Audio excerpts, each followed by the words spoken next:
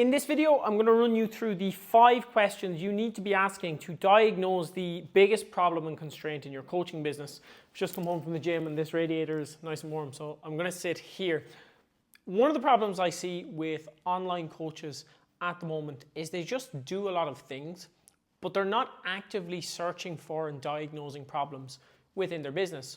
And we all hear business as problem solving. It's almost a cliche at this stage where, oh, just solve other people's problems and that's business and you'll get paid for it. We've all heard it a million times, but we don't actually apply it that well. And if you're not actively searching for the current problem you need to solve in your business, and you're just doing random things, and you're just posting and blasting DMs, and you think that that is going to solve the problem that you have, which maybe is not enough leads, not enough sales, not enough client retention. You don't have a seamless and easy process of turning a stranger into a client. You don't know how to keep a client for 12 months or 18 months or 5 years, which I've had, by the way. I've had multiple clients at the 5-year mark. So we really need to go into online business and any kind of business with a problem-solving mindset. But a mindset is simply not enough. We actually need to actively look for the problem in the business, and we need to know the right questions in order to solve that problem. So today we're going to look at 5 questions you need to ask and answer to diagnose what that problem is.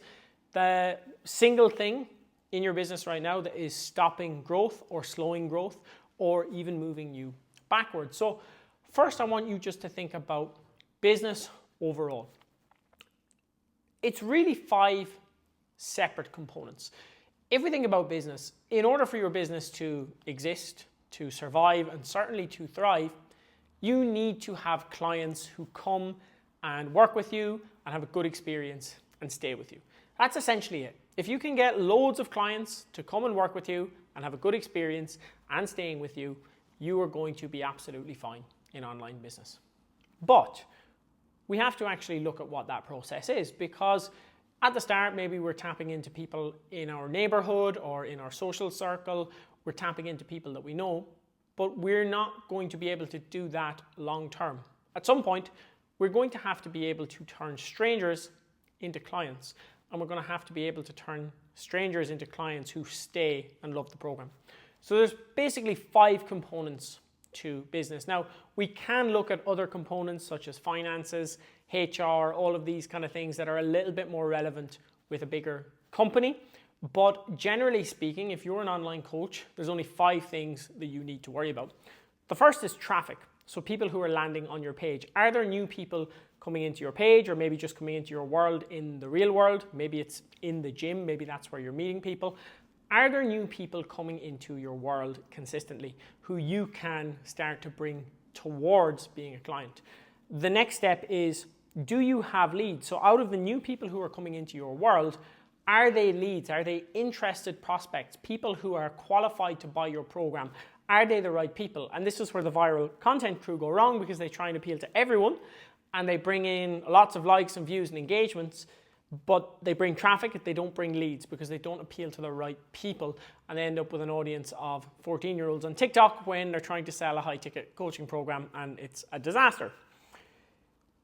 If we do have leads, the next process that we need is a sales process. So we actually need to be able to bring a lead, an interested person, from slightly interested or having a conversation into a sales process that works. So it's not something that we kind of just do in the spot. We actually have to have a sales process where, okay, this person shows an interest in my service, then they go here, then they go here, then they become a client. There's a clear journey from interested in my service to becoming a client. So we actually have to have a process, a sales process that we can guide people through and bring people into. And this is funnels and things like that. If you think of funnels as the sales process.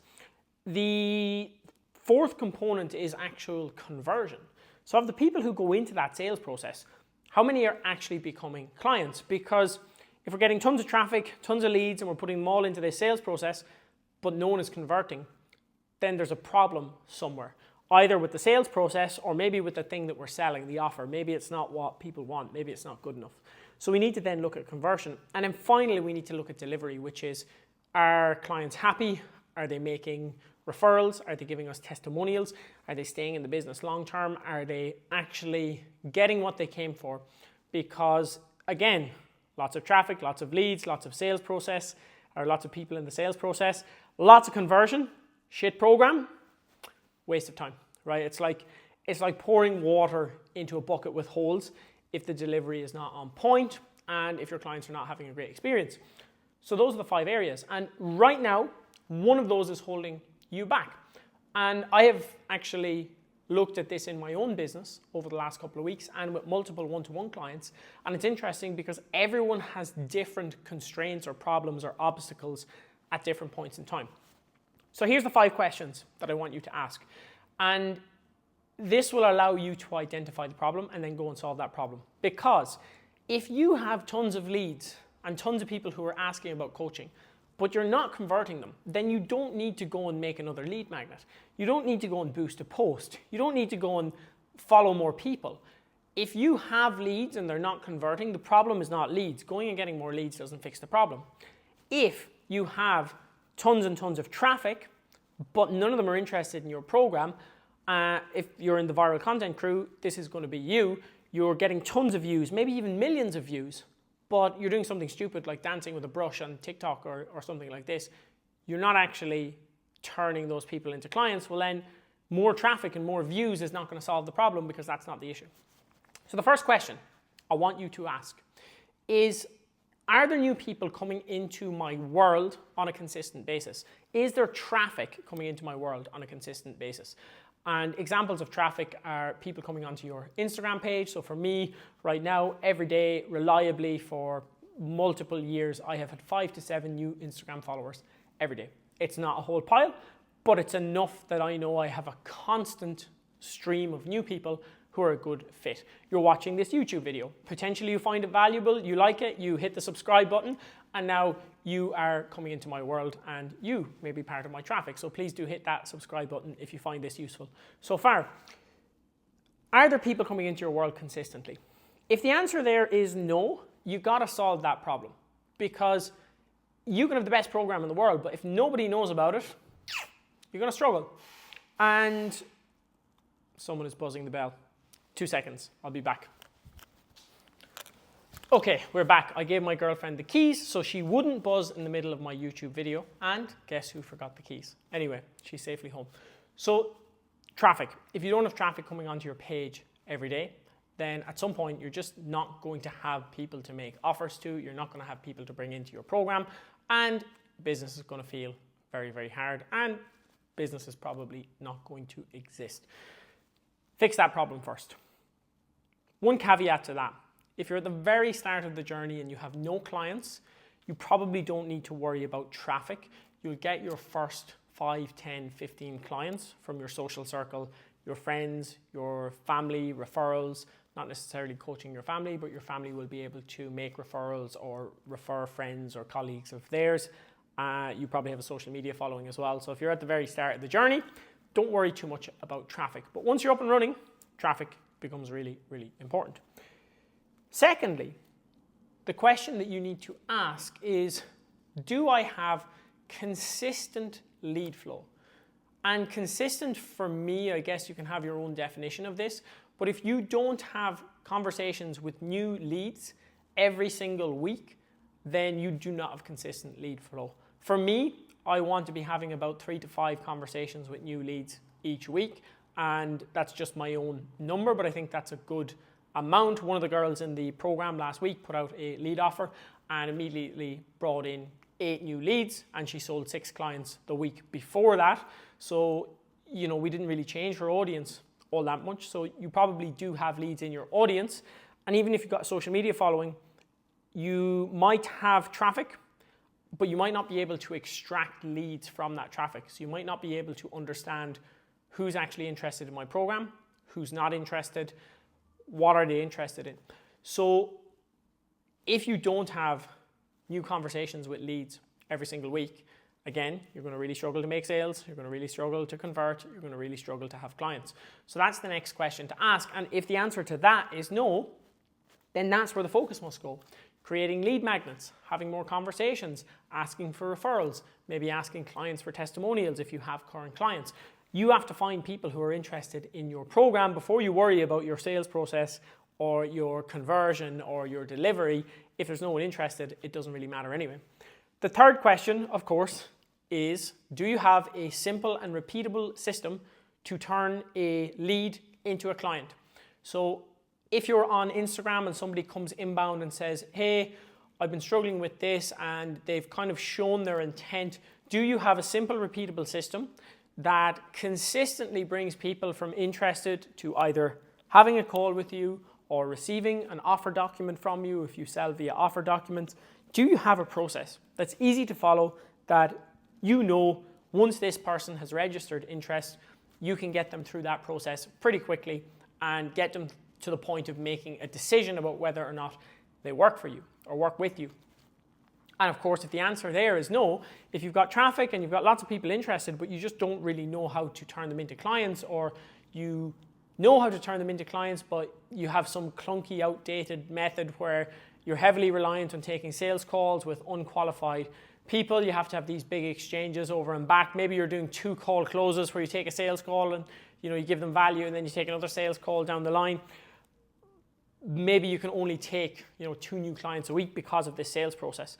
So if the sales process is not nice and streamlined and efficient, if you couldn't onboard 5+ new clients in this week, then you need to really look at this sales process, because your sales process should be pretty streamlined. Fourth question, am I happy with the conversion in my sales process? Are at least 60% of the people who go through the sales process turning into clients? And 60% is kind of standard for a decent, half-decent sales process. But if you have 60% and above, you're good. If you're having 10 calls to get 1 client, this conversion is something you really need to look at. Maybe it's the actual offer itself. Maybe it's your sales skills. Maybe it's a part of the sales process. Maybe you're bringing people who are not even qualified. So maybe you're just bringing people from traffic. You don't know if they're a lead. You're bringing them through the sales process. You're skipping the lead piece, and you're going traffic, sales process, and then you get them on a call and they're like just an awful fit. Like they're not the kind of person that you're planning to work with. They are, it's way out of budget for them, or it's just not a good fit, or you don't want to work with them, or something like that. So 60% and above on conversion, and if not, have a serious look at that. And then finally, delivery. Because again, if all this stuff is perfect, but you're getting people in and they're not impressed with the program, they're asking for refunds, they're asking to leave early, they're not referring, they're not giving you testimonials, they're not staying beyond their minimum commitment period, then you need to have a look at delivery. Can your program be better? Is there a clear client journey? Do they know how to actually progress and use the program? Do they understand that this is part of a bigger vision and a bigger goal? And again, leaky bucket. We don't want to fill a leaky bucket, because otherwise we're just constantly hustling, to get all of these people into a bucket, and then they drop through, and it's what's the point? So those 5 questions, those 5 areas, one of them right now is the big blocker to your business growth. One of those, if you fix it now, will have a huge impact on your business. So ask those questions, deep dive on those areas.